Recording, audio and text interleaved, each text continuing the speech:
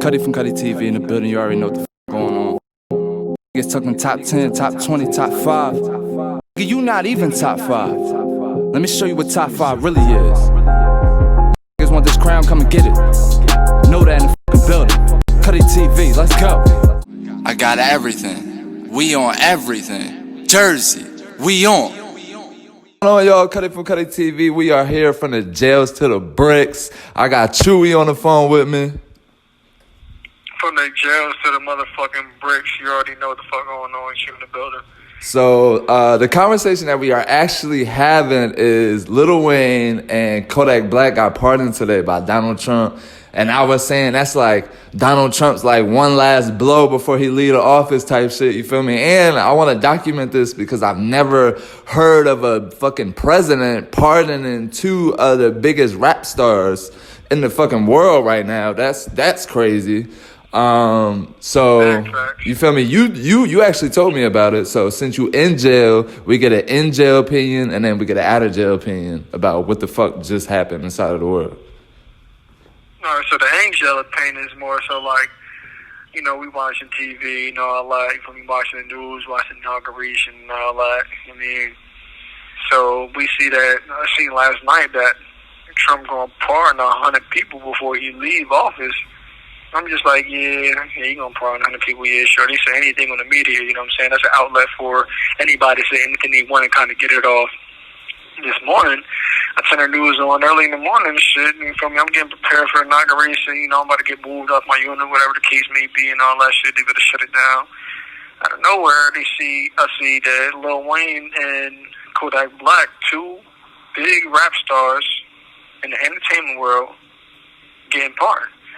I'm like, damn, you know what I'm saying? Just how easy it is. I was just telling Cuddy right now and shit, like, it just shows what type of power is out there, what type of people are out there, and what people are willing to do with what they have. A lot of people say they're going to do this, they're going to do that. A lot of people want to do certain things and want to do this and want to that, but it comes to the action behind the cause, behind the desire. A lot of people want to do things that they aren't willing to do, and there are people that are willing to do things that they say they're going to do. It's just two different folds of what the spectrum lies on. It's just crazy. It's just, I mean, to be on my side, it's just what me and Cuddy was just talking about. It makes me and him want to even strive harder to do things because that kind of energy, that potential is actually out there. Facts. Like, you could really get pardoned. About getting. Yeah, like, no funny shit. Like, somebody could really listen to this podcast of high importance and come into your jail system, right, and be like, yeah, we want to pardon Jevon Robinson because, yeah, we just want to do it. Like, that shit can happen tomorrow, G. Like, today has showed me that if you hate Trump, he's going to do whatever the fuck he wants, and he's going to do shit that make you to love, and he's just going to do whatever the fuck he wants, really. And I feel like the Kodak Black and Lil Wayne move was like you know what? I'm going to do this just because nobody else want to do it. You feel what I'm saying? Everybody always think do it because I'm him. Exactly. So before y'all try to kick me out of office and say I'm a failure and say I ain't do shit and say I wasn't shit, bitch, before I leave, I'ma let out Kodak Black and Lil Wayne because I know that's gonna touch the people. I know that's gonna break noise. Look, we doing a whole podcast about the shit. And it brings like talking about them too specifically because all the other people we're not really deep into politics and all of that. Yeah, I'm not really educated on everybody else does know. We can't bring up all his ex-lawyers and stuff like that because people don't even know about them to begin with, at least from my point of view. I don't know. But I know that we all know who Lil Wayne and Kodak Black is, so we're going to bring them forth. You know what I'm saying? You know, shout out to them and all that. Facts, but that definitely, that gives me a lot of hope, honestly. That gives me hope that, you know, we can get into a situation where we can link up with somebody where they can hear your story and they can pardon you. You feel what I'm saying? After everything you've done, you got a clean rap sheet, you know what I mean? We're trying to build this podcast up so people can know about your story. And shit, we can fall in line with somebody who can come in there and be like, yeah, we want to pardon Jevon Robinson because he's a good Samaritan and he doesn't belong to be in jail. Yeah, after everything that he's done, I mean, we want to help in this type of way. We want to do this, we want to do that. Is there any way we can talk to him? Oh yeah, we could talk to him. How do we talk to him? Can we add him on JPay? Oh, we can do that. Or so will he write back? Sure. You know what I'm saying? This is me telling you from person to person, basically, that I mean, if you reach out to me, I'm going to reach back. I ain't Joe. In Philly, that means like, I'm not going to look over you. You get what I'm saying? I'm a person just like you are a person. You should be accepted just how I'm accepted. You know what I'm saying? Or at least that's how we're going to look at it today. I'm not going to look down on anybody. I don't want anybody to look down upon me. I'm just another human being, just in a different situation, different predicament than the next person is that's probably in the free world. That's why I call from the jails to the bricks. I'm giving you insight on what I got going on. Cuddy on the other end giving insight of what we got on. We just men and ends right now. You know what I'm saying? It's just that easy. It's just that simple. Yeah.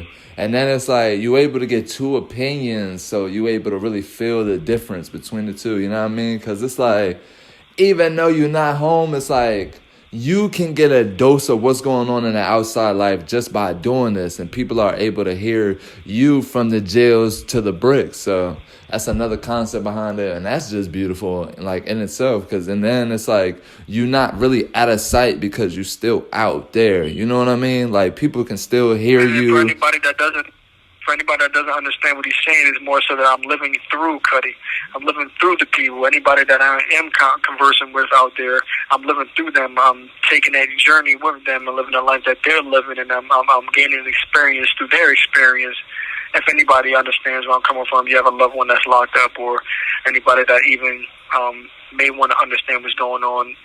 We're talking about things, and he's helping me build through things, and I'm giving him a perspective that I'm going through. He helps me on his, and I'm living through certain scenarios that he's going through as far as life goes. Like, Cuddy went to an event last night, and he was telling me what he was doing, the people he was meeting. And he take me on this trip with him. He take me on this adventure because I'm retaining that knowledge.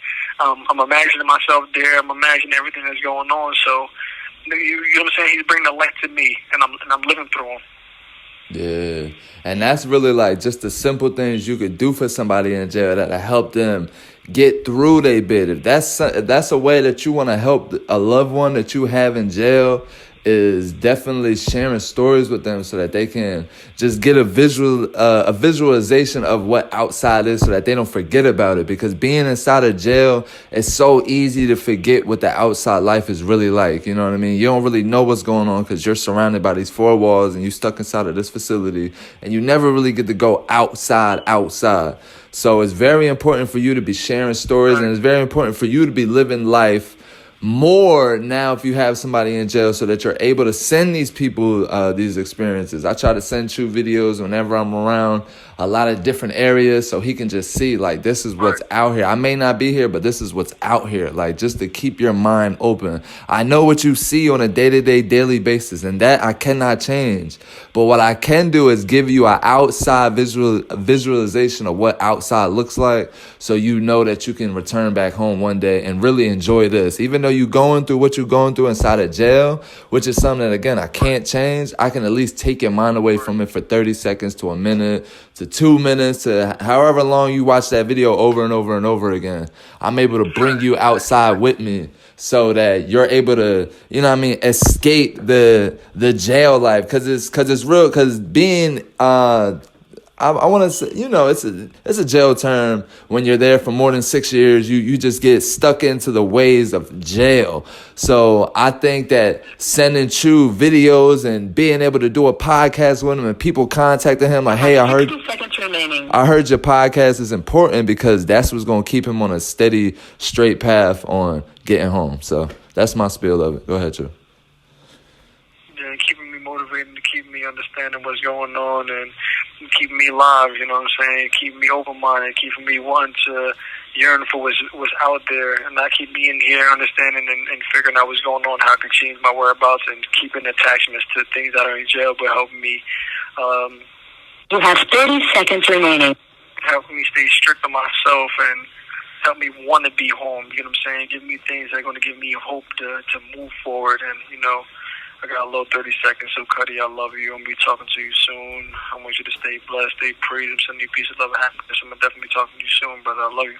Facts, brother. I love you too. From the jails to the bricks, episode 10. Let's get it. Jails to the bricks.